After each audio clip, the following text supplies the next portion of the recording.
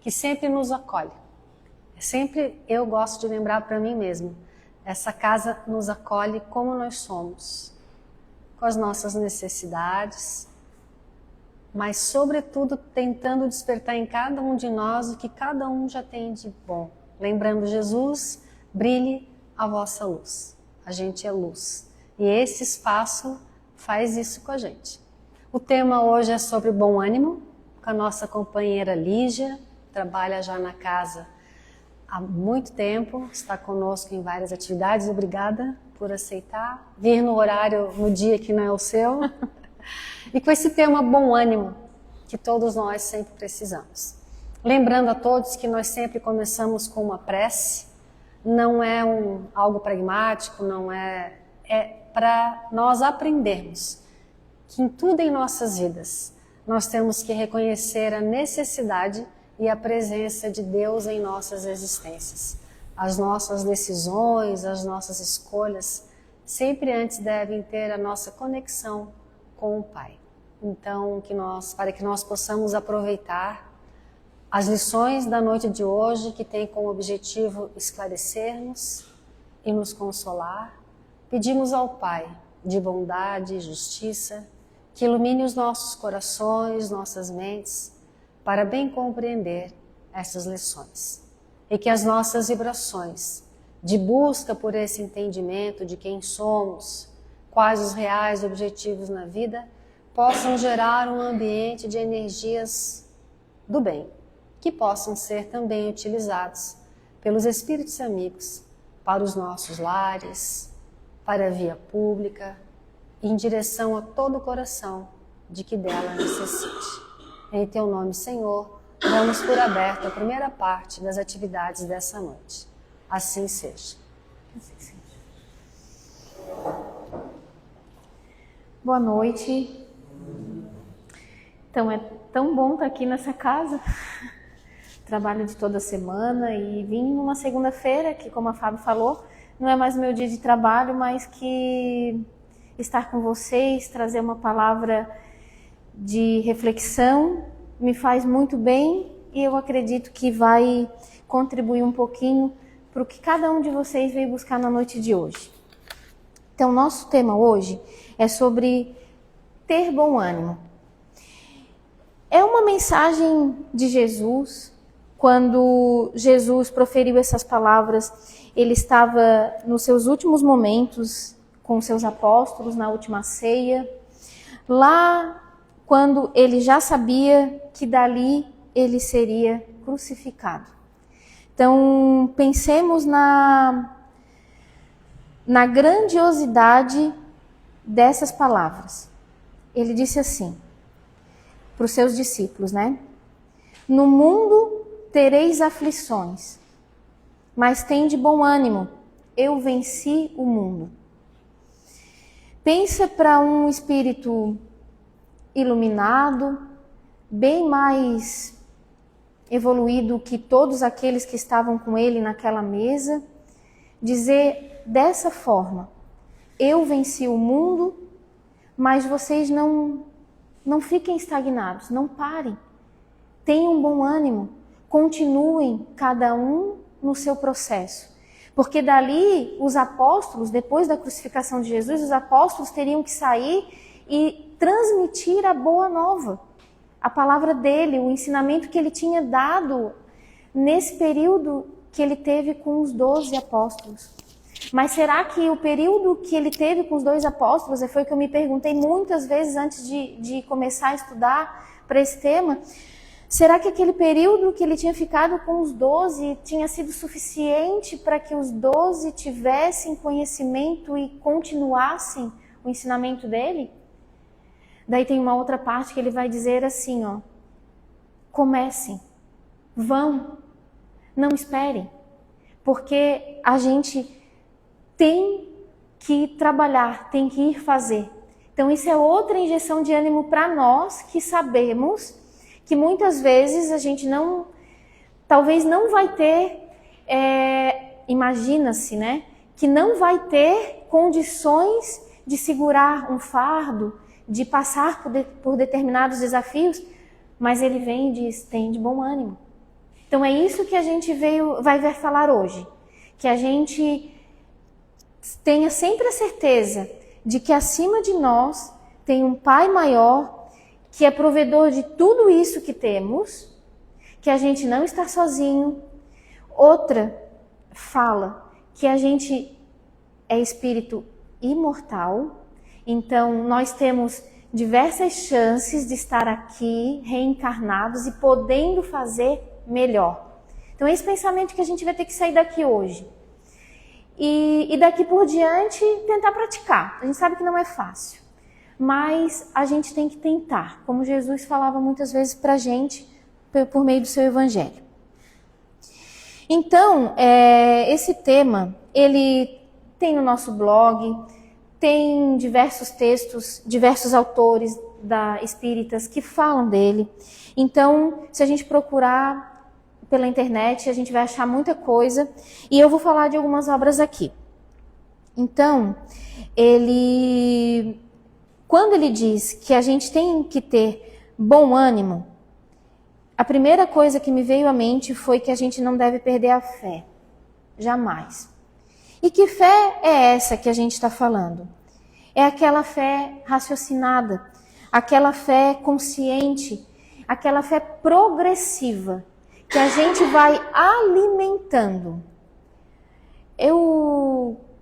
Quando antes de estudar o Espiritismo, muitas pessoas me encontravam e me falavam assim, hoje eu sei mais do que nunca o que é alimentar essa fé e como fazer para que essa fé seja alimentada.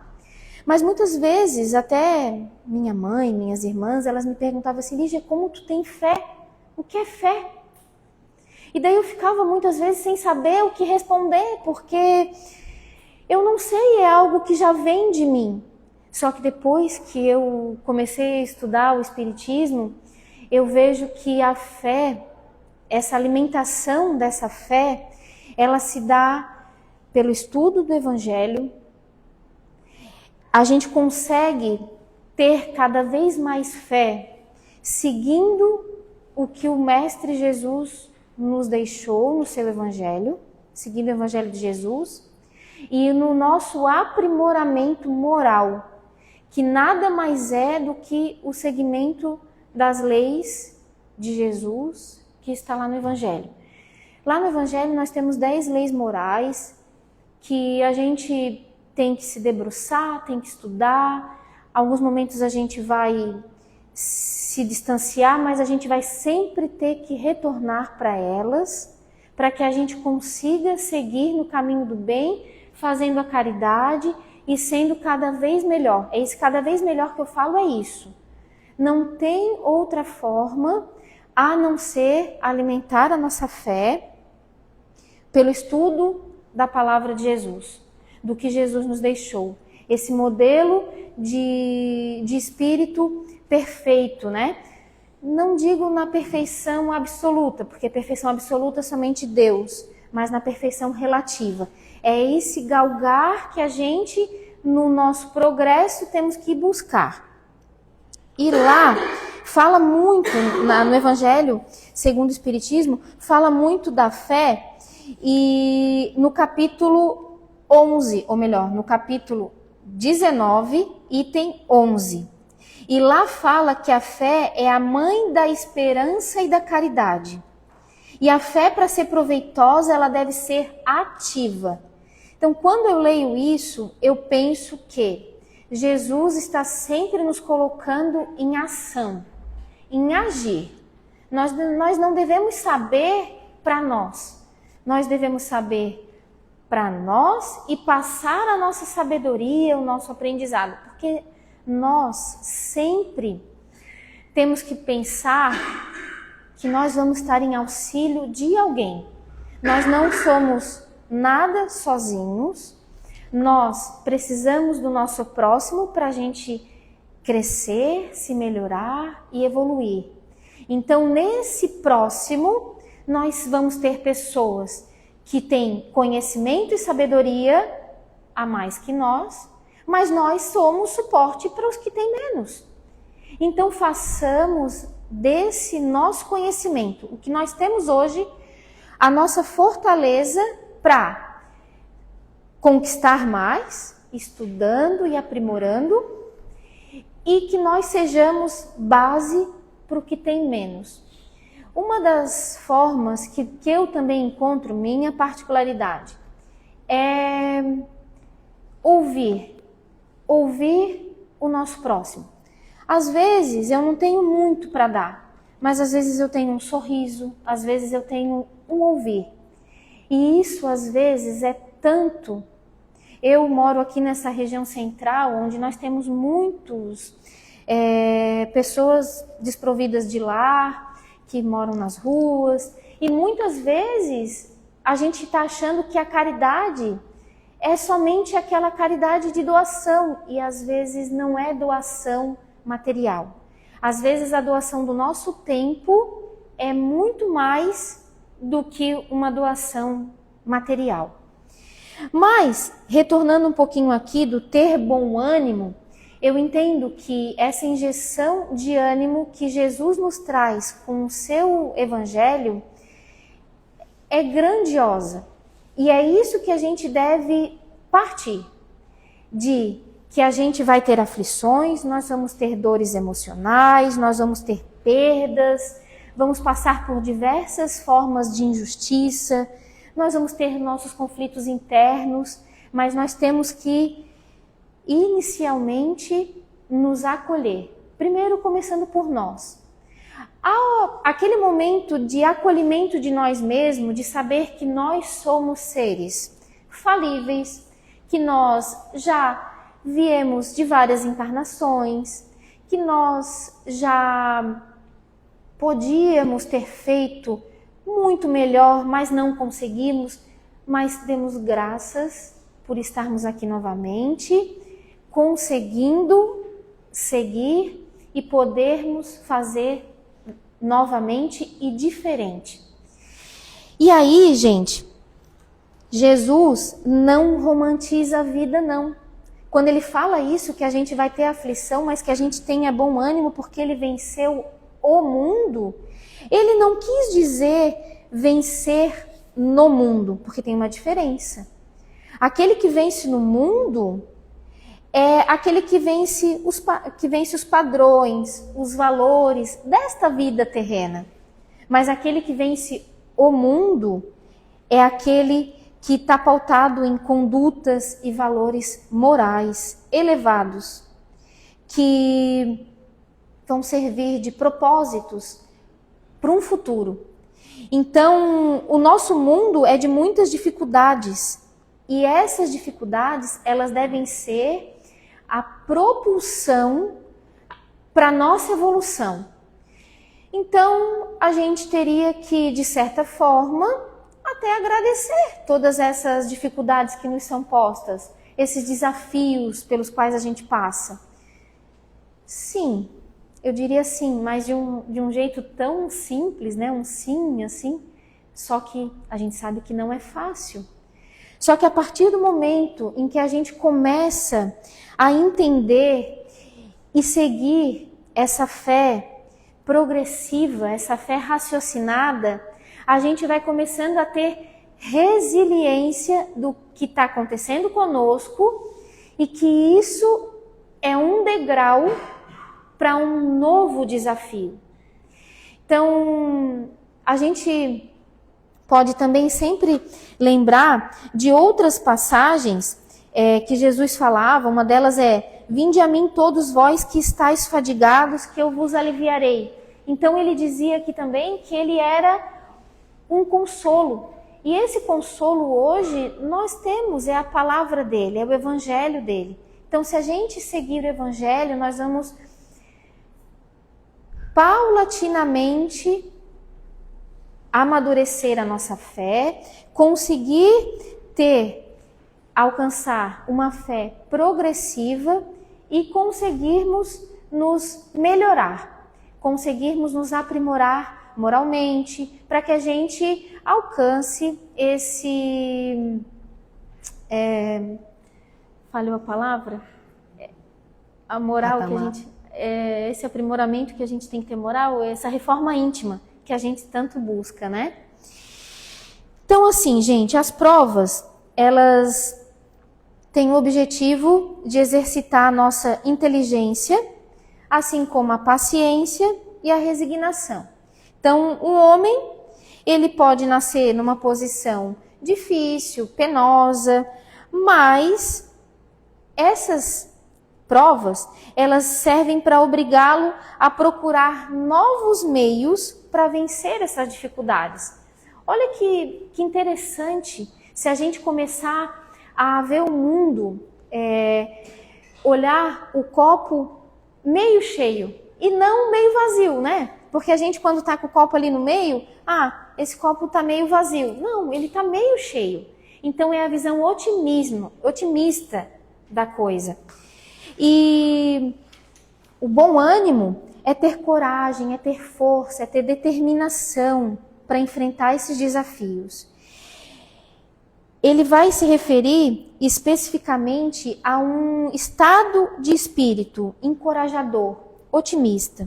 Então, esse ter bom ânimo é um convite que Jesus está nos fazendo para que a gente mantenha a esperança, para que a gente mantenha a alegria, para passar esses tempos de tribulações. Aqui também, no livro Vinha de Luz, pelo Espírito de Emmanuel, uma psicografia de Chico Xavier, tem o item 31, que ele fala assim, de ânimo forte. Porque Deus não nos deu o espírito de temor, mas de fortaleza, amor e moderação. Isso foi Paulo na segunda carta aos Timóteos, essa fala de Paulo, né? Então, esse tema, no item 31, fala que não faltam recursos de trabalho espiritual, a todo irmão que deseje reerguer-se, aprimorar-se e elevar-se. Então aqui ele está falando que não faltam recursos de trabalho.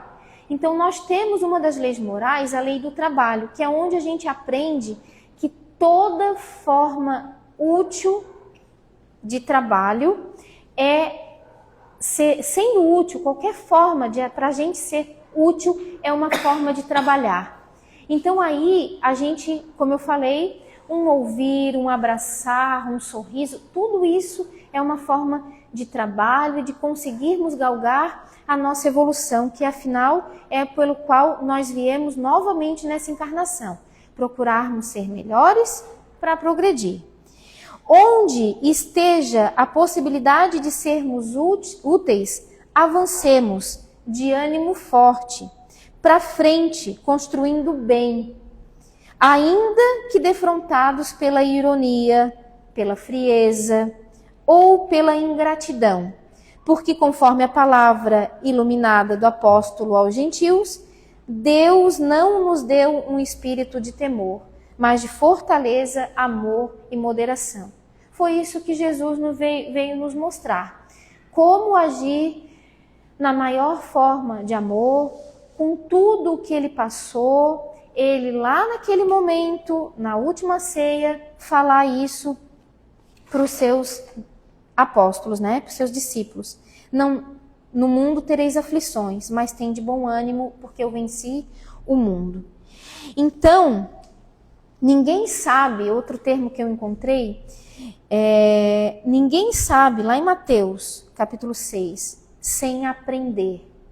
Então, nós estamos em eterno aprendizado. E vamos viver aprendendo. Por isso que eu disse que a gente sempre tem algo a aprender, mas nós também temos algo a passar aos nossos irmãos, aos nossos amigos. E a fé, gente, ela é uma das formas. Nós temos outras formas para ter bom ânimo, para não desanimar, para não desistir. Entre eles, nós temos, como eu falei, o estudo da doutrina, do Evangelho de Jesus, né?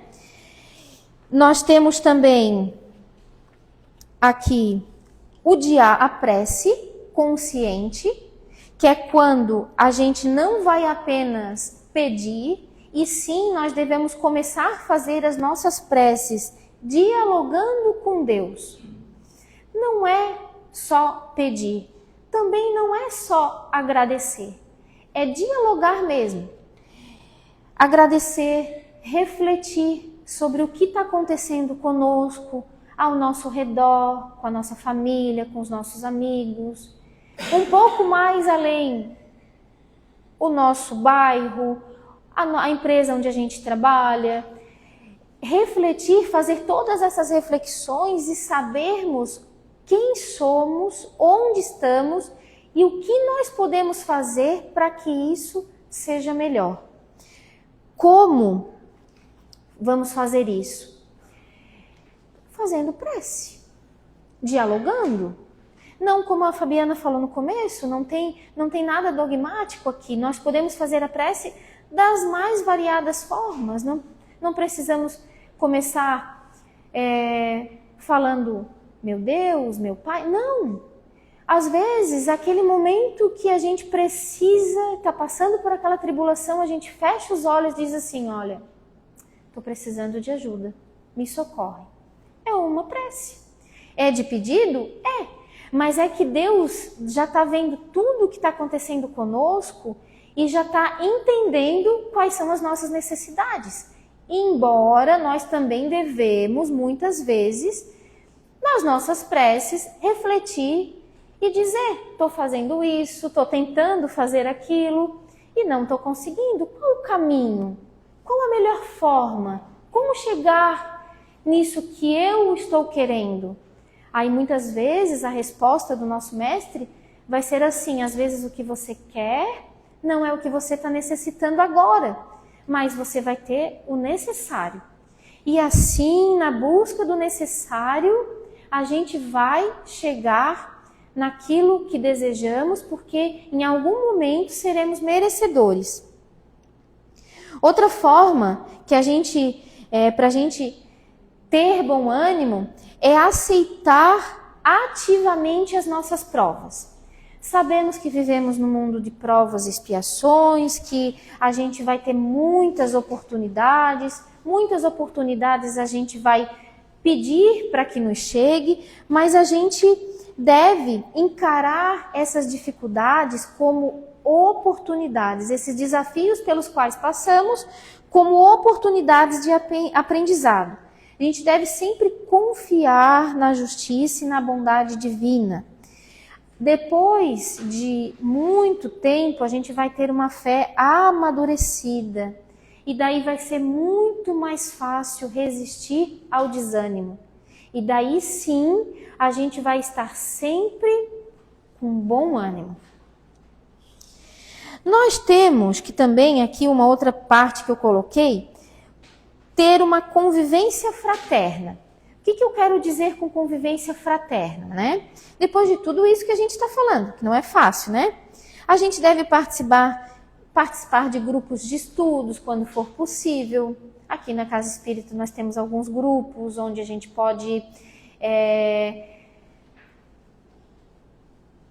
trazer para o grupo as nossas necessidades, o que nós já sabemos, aprender com os demais. Então, essa participação dos grupos é muito válida. Nós podemos compartilhar as nossas dúvidas, trocar. Essa troca de informações, ela fortalece muito, esclarece. E devemos sempre ter paciência. A paciência parece que está sempre no nosso meio, né? Porque a perseverança... Quando a gente tem paciência, essa perseverança ela é um sinal de fé em formação. Eu diria a vocês ainda assim que estudar e buscar o esclarecimento no Evangelho do Cristo, ele vai trazer para a gente a compreensão, o sentir. A partir do momento que tu começa a ter mais esclarecimento, começa a ter dúvidas, começa a se questionar, buscar as respostas das perguntas que a gente tem no Livro dos Espíritos, a gente vai começar a sentir. E quando a gente começa a sentir, aí a ficha cai e a gente entende que a gente ainda tem muito a galgar, mas isso é fantástico, é libertador. Porque quando a gente começa a sentir que a gente precisa aprender mais, que a gente precisa buscar mais, que a gente precisa de mais esclarecimento, a gente já está agindo. E esses são os 3 verbos que eu trouxe hoje: sentir, estudar e agir. Essa parte motora, motriz, né, que faz a engrenagem estar sempre em movimento, de ação, traz uma satisfação tão ampla que eu garanto a vocês que a gente não vai ter desânimo. Tá, Lígia? Vamos ter momentos de desânimo? Teremos. Aquele momento em que eu falei lá no começo, o começo de uma prova, a perda de um ente querido, aquele primeiro momento é desgastante, mas é um momento que a gente vai interiorizar e a gente vai pensar: por que eu estou passando por isso nesse momento?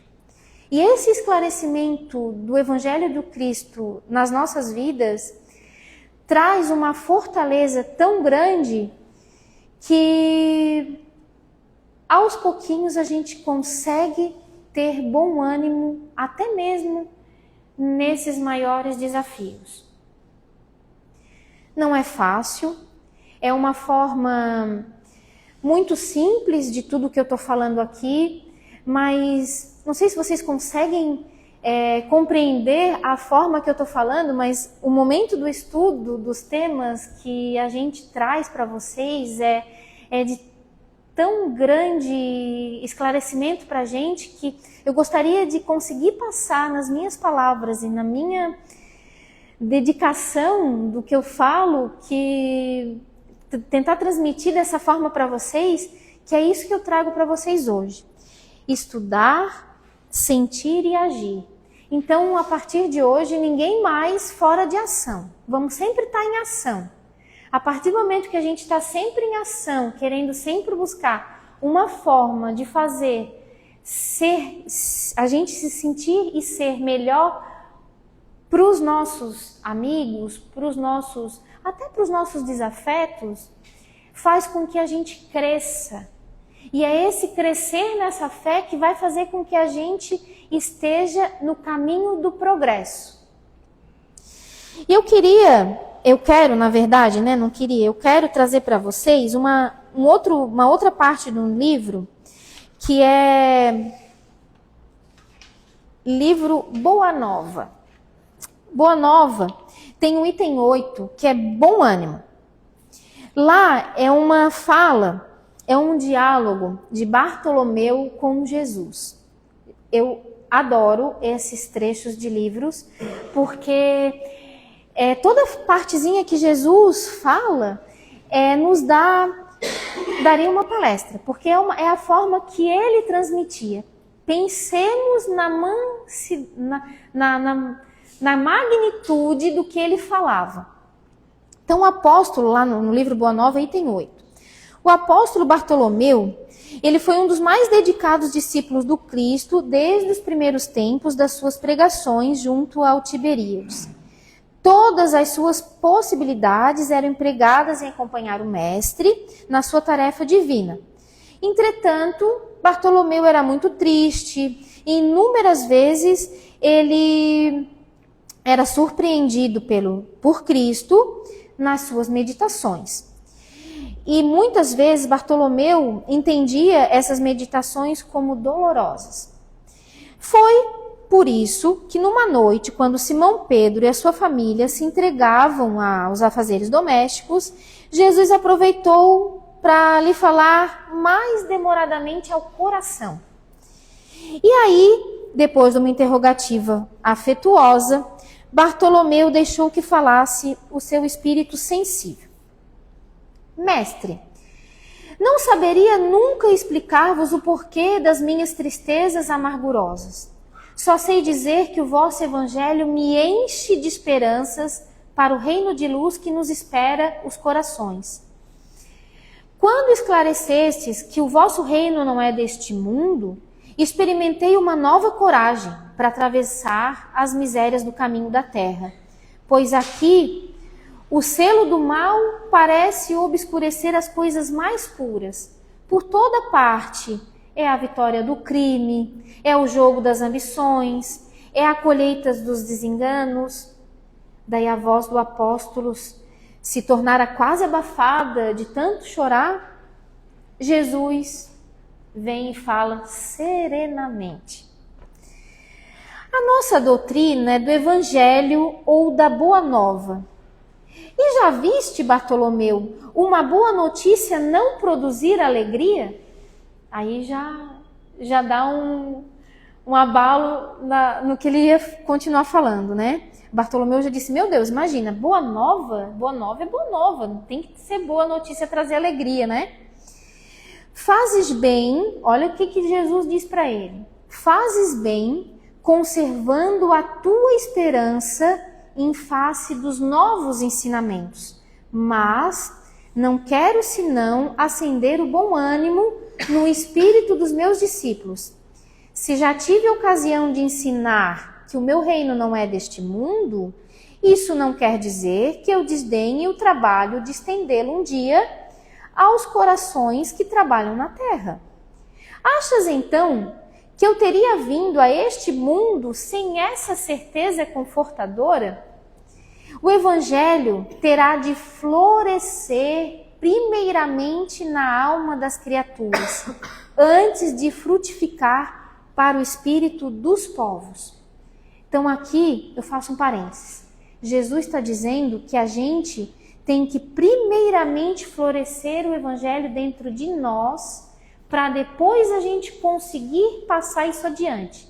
Então é outra tarefa para a gente. O Evangelho, tá. Então depois de uma pausa, o mestre continuou. A vida terrestre é uma estrada maravilhosa, fantástica, que conduz aos braços amorosos de Deus. Então, é um progresso.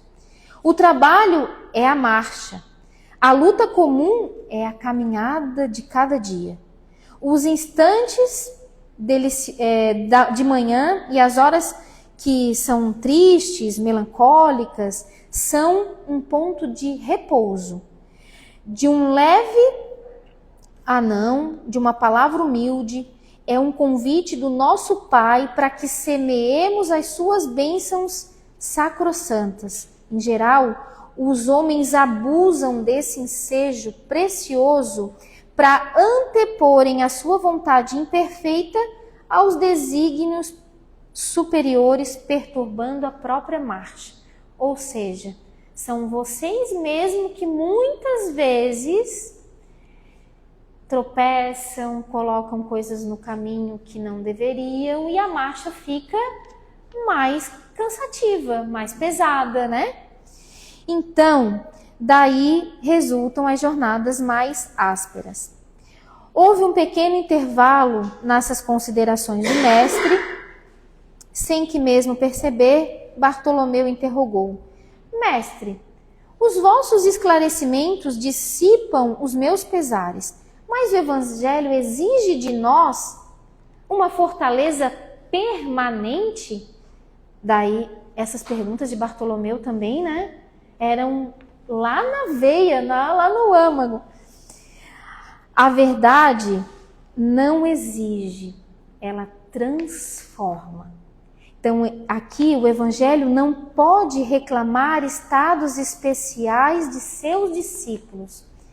Porém, é preciso considerar que a alegria, a coragem e a esperança devem ser traços constantes de suas atividades em cada dia.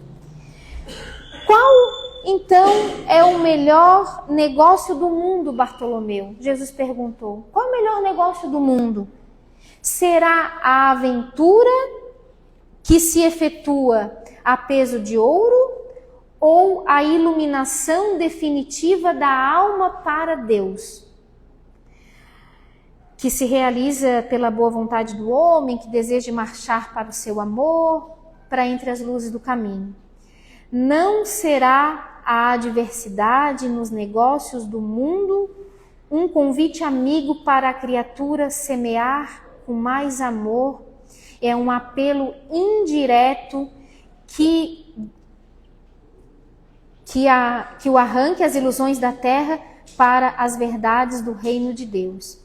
Então Bartolomeu guardou aquelas respostas no coração sem experimentar estranheza. Então aqui, gente, e por fim, a hora já estava adiantada, até está bem escrito assim, Bartolomeu se despediu e o olhar do mestre para ele oferecia naquela noite uma luz doce e mais brilhante. Eu penso assim, né? Poxa vida, se a gente pudesse ter acesso, por isso que o estudo é tão importante, porque é onde a gente tem acesso a todas essas falas de Jesus com seus discípulos, dos ensinamentos do mestre, de todos esses autores espíritas que estão em constante trabalho para Allan Kardec, em toda a codificação, para nos mostrar o que de fato tem que ser real nas nossas vidas. Então, nada mais é do que ter bom ânimo, é o nosso agir, é o nosso querer estar em conexão com o Evangelho. É fazer florescer dentro de nós o Evangelho do Cristo. É seguir os seus caminhos, é seguir as leis morais, que muitas vezes nós não vamos conseguir somente nesta encarnação, mas que a gente tenha consciência de que nós estamos no caminho do progresso e querendo seguir este caminho para que, se não nesta, nas próximas existências a gente consiga chegar nessa perfeição relativa, nessa perfeição moral. E, gente, eram essas as minhas reflexões. Espero ter trazido reflexões que possam fazer com que vocês sigam essa semana, os próximos meses, mais um ano, para que a gente alcance de fato esse evangelho, esse crescimento do evangelho dentro de nós. Muito obrigada. Obrigada. Obrigada. Convidamos a todos, então, para o segundo momento, que é o passe. Nós vamos desligar a luz, botar a luzinha